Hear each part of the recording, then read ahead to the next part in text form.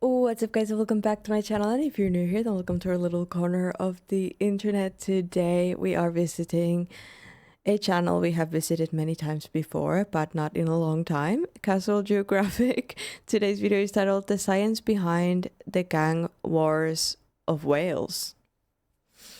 I have no idea what this means, but I'm excited to see what this video is about. So let's get into it. By the way, my world was completely crumbled when I learned in a video that when whales expel, when they do the little water thing off their backs, it supposedly smells very, very bad. And I thought that was pretty sad.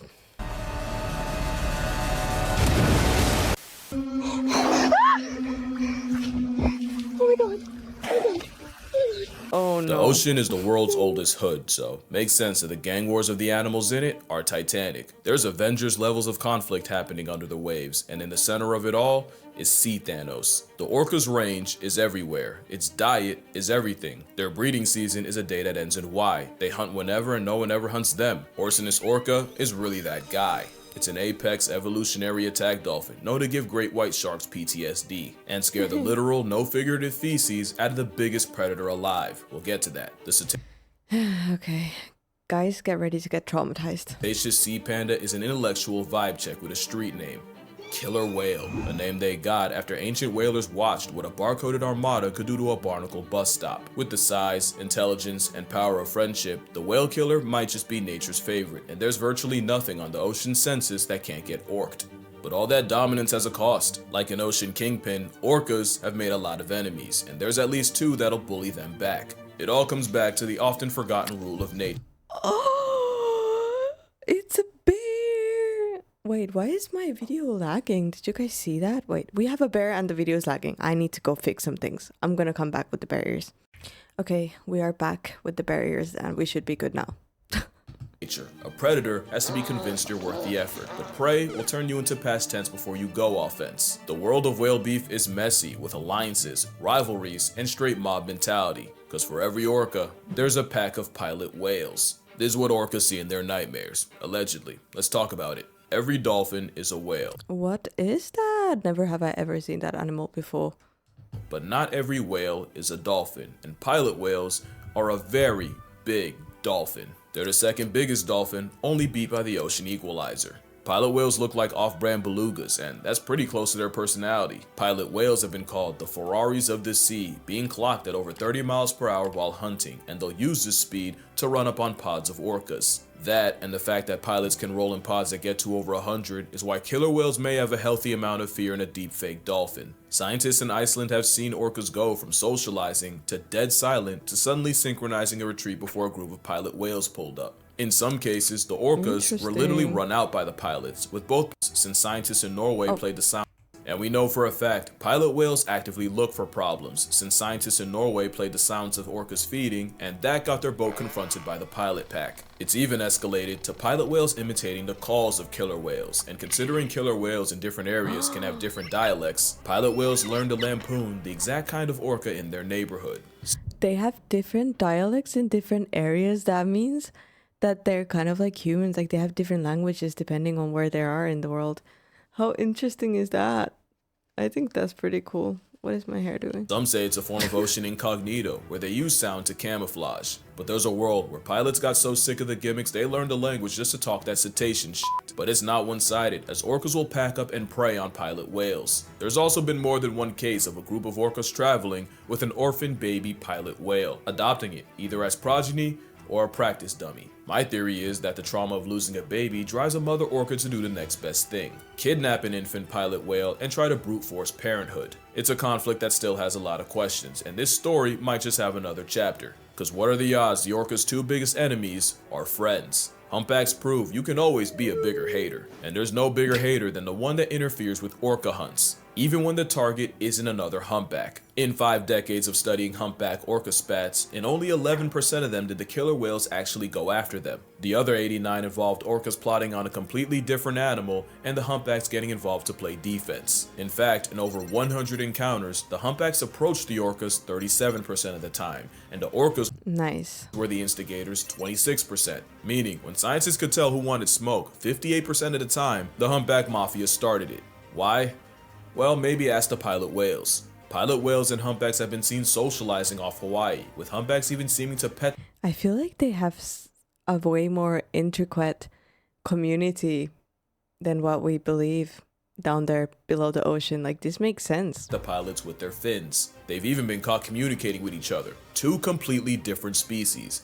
And it's not an accident. About 200 instances of whales and dolphins interacting were recorded across 19 different species, and what was found was that not only were a third of all humpback encounters classified as positive, with the whales seeming to seek out the dolphins, humpbacks were way more dolphin tolerant than others like the blue, fin, and northern white whales. And let's not just slide past the interspecies communication. That is wild, and who knows what they're saying. They could be plotting the most devious hit on an orca. There's no Rosetta Stone for that. Of course, that's a joke. One, because I don't believe they have their version of a white pointy robe pep rally to plot against an apex predator, but also two, humpbacks aren't exactly immune to the habits of a pilot whale. According, Oh my god, look at how cute. It's smiling. but also two, It looks like it's smiling. I love it. humpbacks aren't exactly immune to the habits of a pilot whale. According to the Latin American Journal of Aquatic Mammals, pilot whales often rage bait humpbacks, with short-fin pilot whales seen antagonizing the humpback variety off Puerto Rico, harassment that the whales were visibly stressed by. One sighting saw a gang of pilots approach a pod of humpback whales, with the humpbacks reacting by trumpeting and tail slapping, basically a cetacean crash out. One theory says the pilot whale is a kleptoparasite, whose meal prep involves harassing a humpback into stress regurgitating its last meal so the pilot can swoop in for the steal. Mind you, Nice. humpbacks in Puerto Rico probably haven't eaten since they were in the Arctic, so it's like picking a fight with a Muslim dead in the middle of Ramadan. In the Mona Passage off Puerto Rico, a bunch of pilot whales pulled up to harass a humpback pod, until the humpbacks dove underwater and resurfaced a distance away, until the pilots peeped them and went over to choose conflict again. This cycle continued like a game until the humpbacks eventually left the area, and chances are a game is exactly what was happening. Some genuinely believe that pilot whales mess with other whales for fun, not for food, simply love of the game. They're just being dicks. And humpbacks are the whales that tolerate them. Wait, what is pilot whale? That's my new spirit animal. A pilot whale. You know, just mess with them for fun. I like it. What they don't Be more like a pilot whale. I should make merch that says be more like a pilot whale. Actually, he should make some merch that said that. I would buy it. accept is anything orca. In 2012, a pod of orcas murked a gray whale calf, but the plot twist was the 14 humpbacks that rushed in to back up the 2 already on scene. And what scientists saw was the humpbacks gatekeeping the killer whales, with one even putting himself next to the past tense calf and wailing out anytime an orca got close. For 6.5 hours, the humpback hood calorie blocked the orcas, even ignoring an enticing swarm of nearby krill to remain to float on business. You see, orcas don't go after humpbacks often, but when they do, it's usually targeting a calf with its mother, which usually involves separating them and reverse baptizing the baby. The thing is, adult humpbacks are much less fearful of a monochrome mammal and are triggered by the sounds of an orca hunt and will come swimming, especially since any young humpback in the area are likely a relative of their own. So they're on sound with orcas, even if the target ends up being a Pacific placemat, because the lesson every humpback learns is, no orca alive shall prosper. That's on pod. Mind you, not all killer whales are whale killers. Only about 10 to 15% of them are mammal-eating killer whales, meaning humpbacks might just be profiling. They see color, 2 in particular. But if humpbacks could see everything killer whales do, they'd probably let them slide a lot more. Humpbacks have more than a zebra to stress about. In 2017 in Mossel Bay, South Africa, scientists watched an injured whale get jumped by 8 great white sharks. It's not often, but great whites will pack up the young, sick, or injured, especially during migration. It's rare, but the chances aren't zero. Unless an orca's around. That wasn't a joke earlier. Orcas legitimately give jaws PTSD, and it's scientifically proven that great whites will abandon even favorite hunting grounds for up to a year if they even sense a giant oppression dolphin once. In fact, the number of great whites has flatlined in many places off South Africa, like False Bay, so low that it's legitimately affecting tourism. And one of the biggest non-human reasons might be orcas. Two in particular. Since 2015, port and starboard have been Orcas are like the bullies of the ocean, literally. But I feel like like fish. Well, fish. Are these even? I mean, of course they are called fish, but I feel like they're way smarter than what we could give them credit for. Like, we should study these animals more. This seems like very, how would you say it? Advanced. raining hell on the whites, with many late great shark carcasses washing ashore with missing livers, including a 16-foot female named Khaleesi. These two orcas in arms have terrorized sharks of any species. In 2023, the duo life-deprived nearly 27 gill sharks in one day, and starboard might be the biggest menace. Fun fact, starboard is the first orca ever recorded murking a great white shark by himself after eviscerating one in less than 2 minutes completely solo. Port and starboard are named after how they tend to split the sharks they kill, left and right. That's not true, it's based on their fins. But for about a decade, these two have been violating sharks without remorse, recourse as a final course to force soul divorce, not to beat a dead horse. But killer whales ironically do humpbacks a solid, as the South African rest stop of their migration now has way less sharks. But we've known that sharks tend to get their cookies taken by orcas, but great whites can also get sent packing by their own prey.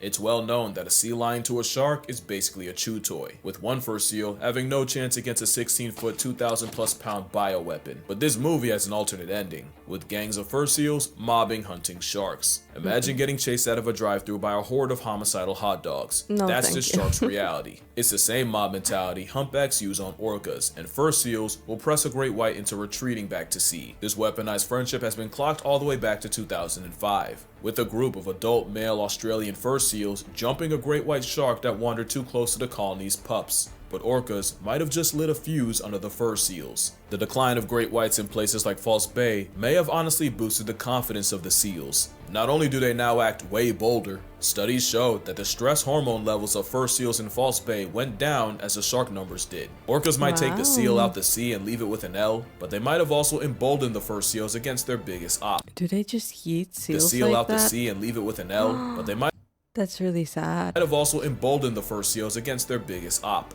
And few realize how horrific a family of fur seals open carrying confidence can be. Although they likely didn't need much, because apparently seals can't get along with each other. In many places, elephant and fur seals cross paths, and they do not get along. They're both pinnipeds, but technically fur seals aren't true seals. They're actually closer to sea lions. Elephant seals see all that and choose to be the world's biggest bigots about it, since some have a bad habit of using baby fur seals as chew toys. Buffle is a 14-foot migrant that annually shows up on Cape Town beaches, where he has a yearly tradition of using young false seals as stress balls for his mouth. One elephant seal was caught grabbing a pup, making a disturbingly literal baby shower before swallowing it whole. Clearly, Okay, but they look very, very scary too, compared to the fluffy seals. Oof, I don't know. I would not like to cross ways with this guy. caught grabbing a pup, making a disturbingly literal baby shower before swallowing it whole. Clearly, fur seals have way more to worry about than just sharks, but sharks might not have a bigger enemy than dolphins. Dolphins don't exactly bully sharks. A study done in Shark Bay, Australia found that 74% of bottlenose dolphins were found with at least one scar from a shark attack, and more than a third of those in Sarasota Bay have had a chunk or two taken out of them. So the catch is, while dolphins are a small part of a shark's diet, almost every dolphin will have at least one bad memory of a shark. The dolphin default is actually to avoid sharks, so not exactly like pilot whales to orcas, but they will gang up on them when they have the advantage. Usually, it's just for intimidation, but sometimes it involves dolphins ramming sharks in the gills so they choke on their own blood. So basically, sharks prey on dolphins and leave dolphins preying, with dolphins usually social distancing from them. But dolphins will also mob sharks, and in a lot of studies, dolphins were the ones initiating harassment, like in the form of using a baby shark as a volleyball. But it also helps that they have an alliance with another member of the cetacean persuasion, one The ocean is a cruel, cruel place, is what I'm learning. that sends sharks swimming. Or at least it would if it wasn't a false killer whale. That is called a false killer whale, which sucks because it's way more than an imitation orca. Not to be confused with the pilot whale, because where the pilot whale looks like a black rough draft beluga, the not an orca looks like a free willy paralysis demon. On the surface, that is Satan's favorite cetacean creation, slender whale body built. They have no business looking like the black air force of orcas, and those eyes, good god those eyes. Those are the eyes of an ocean chain chomp that shouldn't be trusted.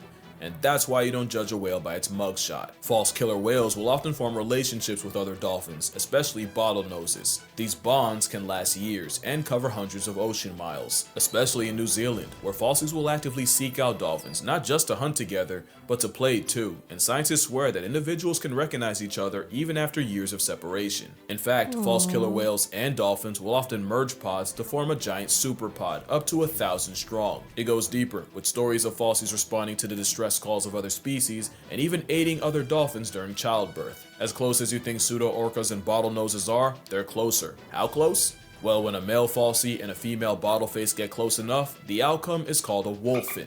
It's also not just dolphins. Anyone who dives enough will confirm that false killer whales are one of the friendliest things you can run into in the ocean, and there's even stories of them offering fish to strangers. But of course, the world of whale politics That's adorable. is messy, and falsies don't have goodwill with everyone. They're also liable to get T-boned by an orca, who sometimes show them what a real killer looks like. And if you think that'd make them a friend to humpback whales, falsies have also been known to harass humpback whales, with one case in Hawaii where a group murked one. But there's another animal they find conflict with, and you'd probably never guess it. Because respectfully, as the biggest predator on the planet, sperm whales have no business getting bullied by anyone. Yet, you can find reports of false killer whales running up on sperm whales the same way pilots do to orcas. Even back in the 90s, scientists somehow witnessed a group of sperm whales in the Galapagos get ambushed by a gang of 25 falsies, joined by, interestingly, 15 bottlenose dolphins.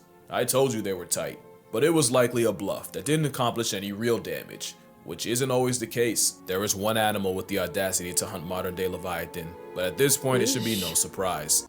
What is that? Orcas are ocean Stan Lee. They pop up everywhere. They Oh, I guess that's the whale, but that looks disturbing. usually avoid each other, but a party of plus-size predators working as a wolf pack will target the young, sick, or isolated. But orcas predictably can get bold about it. Back in 1997, 35 killer whales attacked a pod of 9 sperm whales, resulting in a 4-hour onslaught that left every sperm whale injured and one dead.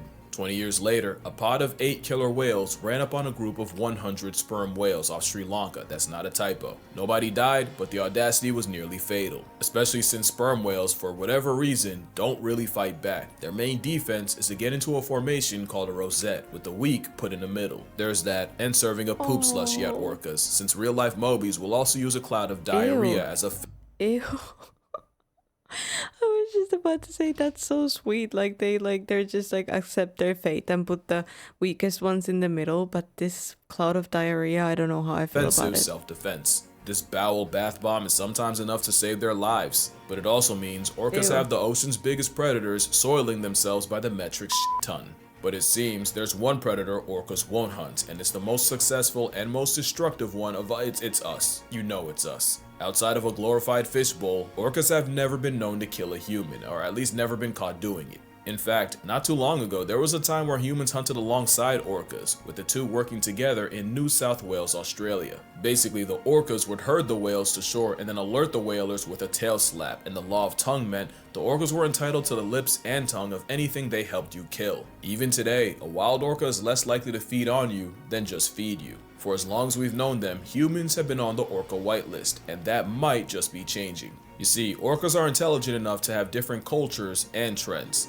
Like Wow. one orca wore a salmon as a hat and within a week had the whole pod doing it. And a recent orca trend involves sinking yachts. It started in 2020 with a pod ramming and eventually downing a 50-foot yacht off Gibraltar. Since then, there have been over 700, again not a typo, I checked, of these attacks, and most of the real damage was to the ship's rudders. Mind you, some of these attacks lasted over 2 hours, so it's really looking like humpback levels of hating. Also, So we should definitely try and keep ourselves on the whitelist, right? while researching, I realized there's more than one case of killer whales failing a hunt, only to then target the boat of the researchers watching it happen out of spite. So what are the orcas cooking? I have my theories. One is that orcas are treating hundreds of thousands of dollars worth of vessels as toys, and all it would take is one orca messing with a boat for fun and telling his homies for a new trend to hit humanity. Or it could be revenge. All that would take is one orca having a bad experience with a boat for the whole family to slide, fueled by generational rage. Especially if it happened to a grandmother, cause you know the moment she brought it to the pod, it'd be up for everyone. In fact, chances are, they teach this same behavior to their young. There's a lot we still don't know about the ocean, and all the nonsense that happens in it. But one thing I'll say every time I speak on anything dolphin is that animals aren't good. Animals aren't evil. They're just animals. Animals just trying to make it to the next day any way they can. It's not orca's fault, they're just that much better at it. Simply a skill issue for everyone else. I'ma keep saying it as long as there's people on Twitter saying I want them dead. So probably forever. But until then, drink water, hug your mother. If you see an orca, apologize. Doesn't matter what for, just do it. Support the whales, call your father, and I'ma see y'all in the next one. Stay still. Just chill. That's cool. That's cool. That was a really good video, but it does make me feel like there's so much more we need to learn about the ocean and about these animals than what we already know, because they have different cultures, they have different languages. Come on. That's really cool. But either way, guys, thank you so much for joining me for this video. I really hope you enjoyed it. Please leave a like, subscribe if you haven't yet, and I'll see you guys in the next video.